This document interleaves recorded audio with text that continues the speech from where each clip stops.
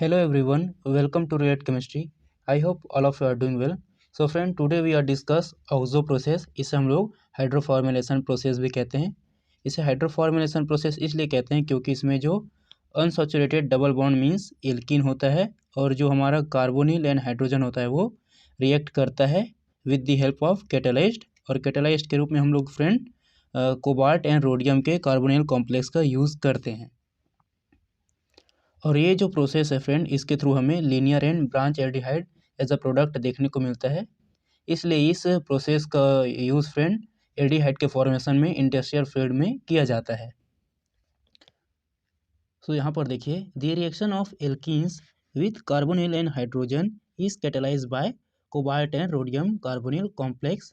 इसमें हम लोग एल्कीन का रिएक्शन कार्बोनिल एंड हाइड्रोजन के साथ कराते हैं और कैटेलाइज के रूप में हम लोग कोबाल्ट एंड रोडियम के कार्बोनिल कॉम्प्लेक्स को लेते हैं. Oxo process is also known as हाइड्रोफॉर्मुलेशन.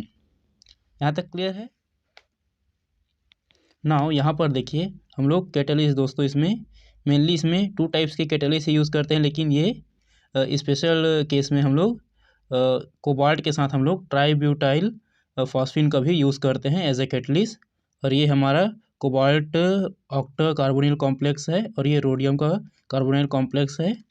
ये है मेन कैटलिस्ट दोस्तों. और जब इसे हम लोग केमिकल रिएक्शन में यूज़ करते हैं तो ये अपना इस फॉर्म में ये चेंज हो जाता है और ये होता है हमारा एक्टिव कैटलिस्ट. यही ये वर्क करता है.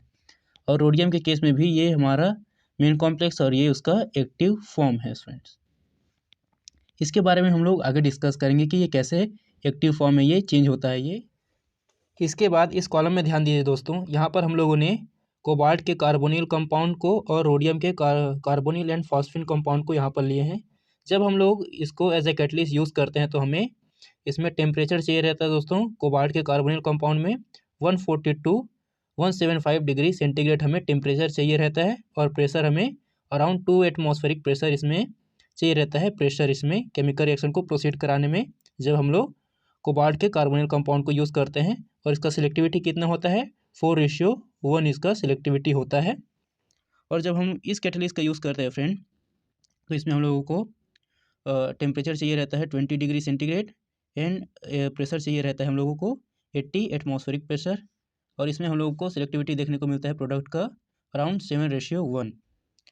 और जब हम लोग रोडियम के कॉम्प्लेक्स का यूज़ करते हैं ऐसा कैटलिस्ट तो हमें 90-120 डिग्री सेंटीग्रेड हमें टेम्परेचर चाहिए रहता है और 50-100 एटमॉस्फेरिक प्रेशर हमें प्रेशर चाहिए रहता है. और जो हमारा प्रोडक्ट का फॉर्मेशन होता है इसका सिलेक्टिविटी 16:1 होता है फ्रेंड, जो कि बहुत अच्छा होता है क्योंकि हमें जो मेन प्रोडक्ट चाहिए लीनियर एल्डिहाइड वो हमें ज़्यादा मिलता है रोडियम के कॉम्प्लेक्स यूज़ करने पर. इसके बाद है फ्रेंड इसका मैकेनिज्म. अच्छा, मैकेनिज्म से पहले यहाँ देखिए दोस्तों, ये ऑक्सो प्रोसेस का इन्वेंशन सर रॉलेन ने 1938 में किया था. और मैकेनिज्म को प्रोसीड दोस्तों प्रपोज दोस्तों हेक एंड ब्रेसलो नामक साइंटिस्ट ने किया था दोस्तों. इसके बाद आते हैं हम लोग इसके मैकेनिज्म में. Now when we are used cobalt carbonyl complex as a catalyst, तो इसका जो मैकेनिज्म होता है वो किस प्रकार से होता है दोस्तों उसको देख लेते हैं. तो ये है हमारा दोस्तों कोबाल्ट का कॉम्प्लेक्स है. इसमें टोटल कार्बोनिल के 8 लिगेंड जुड़े हुए हैं और ये 18 इलेक्ट्रॉन स्पीसीज है. तो ये इसका स्ट्रक्चर है दोस्तों. यहाँ पर ये इसका स्ट्रक्चर है. तो यहाँ पर ये सेंटर में ये 2 कोबाल्ट जो मेटल है वो है और इसके जो चारों ओर है वो टोटल 8 कार्बोनाइल जो लिगेंड है वो जुड़े हैं दोस्तों. इसके बाद दोस्तों इसका जो हम लोग इलेक्ट्रॉन का काउंट कैसे करते हैं, कोबाल्ट के आउटर सेल में या वैलेंस सेल में कितना होता है दोस्तों? S2N-D7, क्योंकि इसका जो एटॉमिक नंबर है होता है वो 27 होता है. तो कितना हो गया इसके वैलेंस सेल में? 9. टोटल कोबाल्ट के आउटर सेल में या वैलेंस सेल में 9 इलेक्ट्रॉन है. अब कार्बोनिल जो दोस्तों ये है न्यूट्रल लिगेंड, लेकिन ये 2 इलेक्ट्रॉन का ये कंट्रीब्यूशन करता है कोबाल्ट के साथ. तो ये टोटल कितने हैं हम लोग इतने को पहले देख ले हैं दोस्तों, एक यूनिट को इसके, क्योंकि ये क्लस्टर फॉर्म में है ये. तो हम लोग इसके लेफ्ट हैंड साइड वाले पार्ट को ही पहले देख रहे हैं. तो टोटल ये 4 कार्बोनिल लिगेंड है और ये 2 इलेक्ट्रॉन का कंट्रीब्यूशन कर रहे हैं. तो टोटल कितने इलेक्ट्रॉन का कंट्रीब्यूशन कर रहे हैं? 8. तो टोटल कितने हो जाएंगे? 17. तो एक इलेक्ट्रॉन का कंट्रीब्यूशन दोस्तों इस कोबाल्ट और ये सेकेंड वाले कोबाल्ट के बीच में होता है इस प्रकार से. तो ये हो जाता है हमारा 18 इलेक्ट्रॉन स्पीसीज. इस तरीके से।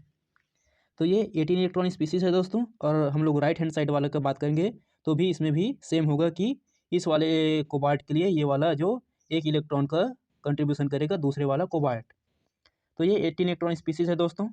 अब जब हम लोग इसमें H2 का रिएक्शन कराते हैं तो ये इस कॉम्प्लेक्स में ये फॉर्म करता है दोस्तों, ये इस वाले कॉम्प्लेक्स का फॉर्मेशन करता है। तो ये किस प्रकार से करता है, तो ये सिंपली ये हम लोग एक यूनिट ही देख रहे हैं इस कंपाउंड का। तो ये हमारा कोबाल्ट है और इसमें टोटल 4 कार्बोनिल ग्रुप जुड़े हैं दोस्तों। तो ये अभी कितने इलेक्ट्रॉन स्पीसीज है, ये 70 इलेक्ट्रॉन स्पीसीज है। तो सिंपली यहाँ पर एक हाइड्रोजन यहाँ पर ये अटैच हो जाता है। तो ये क्या हो जाता है, ये 18 इलेक्ट्रॉन स्पीसीज हो जाता है दोस्तों। और इसका केमिकल फॉर्मूला ये होता है। और ये क्या है, हमारा एक्टिव कैटालिस्ट है।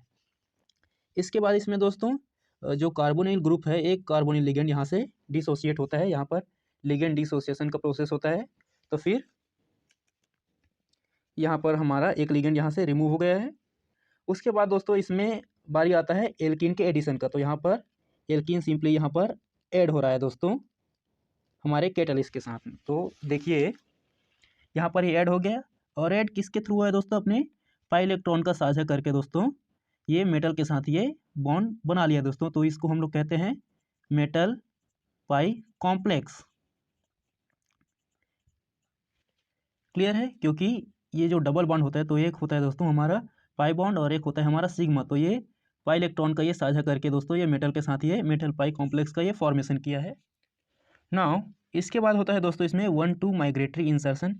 इस प्रोसेस में क्या होता है, ये हमारा एल्कीन है। तो इसमें क्या होता है, ये जो हाइड्रोजन है ये हमारे सेकेंड वाले कार्बन पर ये बॉन्ड क्रिएट करता है और ये वाला जो है ये मेटल के साथ ये बॉन्ड क्रिएट करता है, ये वाला हाइड्रोजन। तो ये है हमारा फर्स्ट कार्बन और ये है हमारा सेकेंड। इसलिए इस प्रोसेस को हम लोग कहते हैं 1,2 माइग्रेटरी इंसर्शन।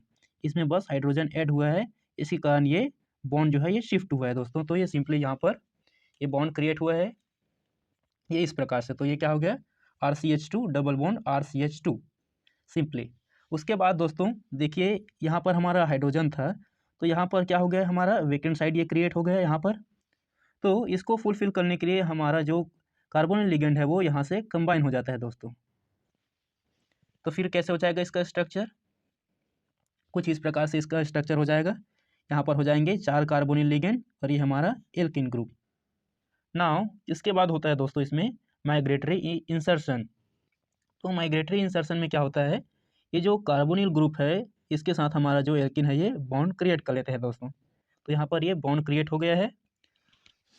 माइग्रेटरी इंसर्शन के बाद इसमें फ्रेंड ऑक्सीडेटिव एडिशन होता है। तो इसमें सिंपली H2 जो मॉलिक्यूल है वो यहाँ पर ऐड हो जा रहा है यहाँ पर। उसके बाद होता है दोस्तों इसमें रिडक्टिव एलिमिनेशन। तो इससे जो ये हमारा प्रोडक्ट है एल्डिहाइड वो यहाँ से सेपरेट हो जाता है ड्यूरिंग दी रिडक्टिव एलिमिनेशन।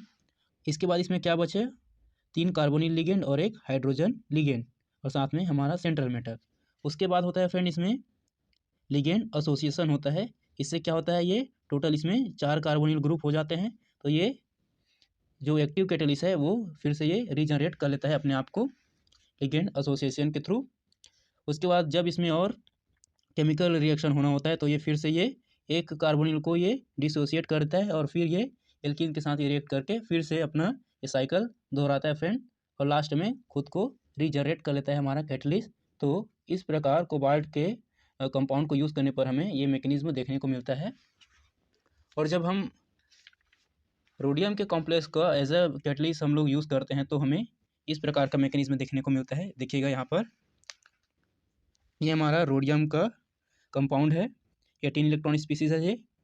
इसके बाद इसमें क्या हो रहा है, लिगेंड डिसोसिएशन हो रहा है। यहाँ से एक फॉस्फिन लिगेंड ये यहाँ से सेपरेट हो जा रहा है। तो फिर ये क्या हो गया, ये 16 इलेक्ट्रॉन स्पीसीज ये बन गया। ये इसका एक्टिव फॉर्म है, ये कैटालिस्ट का एक्टिव फॉर्म है। उसके बाद सिंपली इसमें एल्कीन ऐड हो रहा है। फिर इसमें क्या हो रहा है, मेटल पाई कॉम्प्लेक्स का ये फॉर्मेशन कर रहा है। अपने पाई इलेक्ट्रॉन को ये मेटल के साथ ये कंट्रीब्यूट कर रहा है। नाउ इसके बाद इसमें होता है फ्रेंड 1,2 माइग्रेटरी इंसर्शन। तो ये सिंपली इसमें हाइड्रोजन ऐड हो गया है। उसके बाद इसमें एक वेकेंट साइड ये बच गया फ्रेंड हाइड्रोजन के माइग्रेटरी इंसर्शन के बाद इसमें वेकेंट साइड इसमें प्रेजेंट हो गया। तो इसको फिल करने के लिए यहाँ पर जो कार्बोनिल लिगेंड है वो यहाँ पर कंबाइन होता है, फिर यहाँ इस प्रकार से इसका स्ट्रक्चर बन जाता है। उसके बाद होता है फ्रेंड इसमें माइग्रेटरी इंसर्शन। तो इसमें सिंपली ये कार्बोनिल और ये जो हमारा एल्किन ग्रुप है वो ऐड हो गया दोस्तों यहाँ पर माइग्रेटरी इंसर्शन के थ्रू। उसके बाद इसमें होता है ऑक्सीडेटिव एडिशन। तो सिंपली यहाँ पर फिर से हाइड्रोजन हमारा जुड़ जा रहा है। और इसके बाद होता है फ्रेंड इसमें रिडक्टिव एलिमिनेशन। इसके थ्रू हमारा जो प्रोडक्ट है ये सेपरेट हो जाता है। और नाउ इसके बाद यहाँ पर जो प्रोडक्ट बच जाते हैं वो लिगेंड एसोसिएशन के थ्रू ये फिर से अपने एक्टिव फॉर्म में ये आ जाते हैं फ्रेंड। तो इस प्रकार से ये अपने आप को रीजनरेट कर लेता है ये हमारा जो कैटलिस्ट है वो। तो इस प्रकार से हम लोग जब रोडियम के कॉम्प्लेक्स का यूज़ करते हैं एज ए कैटलिस्ट तो हमें मैकेनिज्म देखने को मिलता है इस प्रकार से। इसके बाद हम लोग देख लेते हैं फ्रेंड कि हम लोग कार्बोनिल कॉम्प्लेक्स और रोडियम के कॉम्प्लेक्स यूज़ करने पर हमें क्या एडवांटेज है और क्या डिसएडवांटेज हमें देखने को मिलता है केमिकल रिएक्शन में, उसको हम लोग देख लेते हैं। तो देखिएगा, पहले देखिए कि जब हम लोग कोबाल्ट कार्बोनिल कॉम्प्लेक्स का यूज़ करते हैं तो इसमें क्या क्या डिसएडवांटेज आते हैं केमिकल प्रोसेस में, उसको देख लेते हैं। तो जब हम लोग कोबाल्ट कार्बोनिल कॉम्प्लेक्स का यूज़ करते हैं तो जो हमारा अराउंड 15% एल्किन होता है बाय साइड हाइड्रोजनेशन ये लॉस हो जाता है दोस्तों, अराउंड 50% एल्किन। तो इसका डिसएडवांटेज हुआ कार्बोनिल कॉम्प्लेक्स का, कोबाल्ट कार्बोनिल कॉम्प्लेक्स का। सेकेंड है दोस्तों इसमें इसका disadvantage a small amount of the conversion of aldehyde into alcohol by hydrogenation। तो इसका डिसएडवांटेज ये हुआ कि एल्डिहाइड है वो इसका जो स्मॉल अमाउंट है वो एल्कोहल में ये चेंज हो जाता है बाय हाइड्रोजनेशन। थर्ड इसमें दोस्तों production of generally less useful branch chain aldehyde. इसमें दोस्तों मेजर जो प्रोडक्ट बन जाता है वो ब्रांच चेन एल्डिहाइड बनता है दोस्तों, जो कि हमें लीनियर चाहिए रहता है, लीनियर एल्डिहाइड चाहिए रहता है, लेकिन इसके यूज़ से हमें मेजर प्रोडक्ट के रूप में हमें ब्रांच एल्डिहाइड मिल जाता है दोस्तों। तो ये इसका डिसएडवांटेज हुआ। फोर्थ है दोस्तों इसमें drastic condition, high temperature and pressure. तो इस केमिकल रिएक्शन के लिए दोस्तों हमें हाई टेम्परेचर एंड प्रेशर चाहिए रहता है, तो ये भी इसका डिसएडवांटेज है। इसके बाद है कि हम लोग जब रोडियम के कॉम्प्लेक्स का यूज़ करते हैं दोस्तों तो क्या क्या इसके एडवांटेज है उसको हम लोग देख लेते हैं। तो देखिए, जब हम लोग रोडियम कार्बोनिल कॉम्प्लेक्स का यूज़ करते हैं तो हमें 90 टू 120 डिग्री सेंटीग्रेड ही टेम्परेचर हमें चाहिए रहता है और प्रेशर हमें 50 to 100 एटमॉस्फेरिक प्रेशर चाहिए रहता है दोस्तों। एंड जो हमें प्रोडक्ट मिलता है दोस्तों वो हमें लीनियर प्रोडक्ट, इसमें लीनियर एल्डिहाइड जो है वो ज़्यादा मात्रा में मिलता है as compare to branch aldehyde. तो इसका एक एडवांटेज होता है रोडियम कार्बोनिल कॉम्प्लेक्स का। नाउ यहाँ पर देखिए, in this process the product 16:1 formed as the selectivity of this catalyst is better than cobalt catalyst। Okay, इसका जो selectivity होता है ये कोबाल्ट कैटलिस्ट से दोस्तों ये ज़्यादा होता है इसका selectivity। इसके बाद देखिए इसमें most of the industrial sector used only rhodium carbonyl complex, क्योंकि इसका जो selectivity है दोस्तों वो ज़्यादा रहता है और इसके यूज़ करने से जो हमें लीनियर एल्डिहाइड की मात्रा है दोस्तों वो हमें ज़्यादा मिलता है।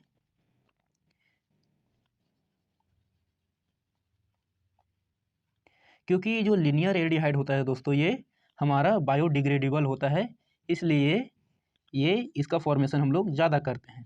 वही चीज़ यहाँ पर भी है, because the product linear chain aldehyde obtain from is biodegradable. तो इसलिए ही हम लोग दोस्तों रोडियम कॉम्प्लेक्स का यूज़ करते हैं ऑक्सो प्रोसेस में कि हमें लीनियर एल्डिहाइड ही मिले, क्योंकि ये बायोडिग्रेडेबल होता है। अब इसके बाद दोस्तों इसमें इसका कुछ यूजेस है, तो क्या क्या यूजेस है उसको देख लेते हैं। It is important process because aldehyde and easily converted into many secondary product. और सेकेंडरी प्रोडक्ट में कौन कौन से दोस्तों, for example resulting aldehyde are converted to detergent, है ना। तो ये एक इसका यूज़ हुआ दोस्तों। और सेकेंड है इसमें hydroformylation is also use in speciality chemical relevant to the organic synthesis of fragrance and drugs, है ना। तो ये इसका सेकेंड यूज़ हुआ दोस्तों।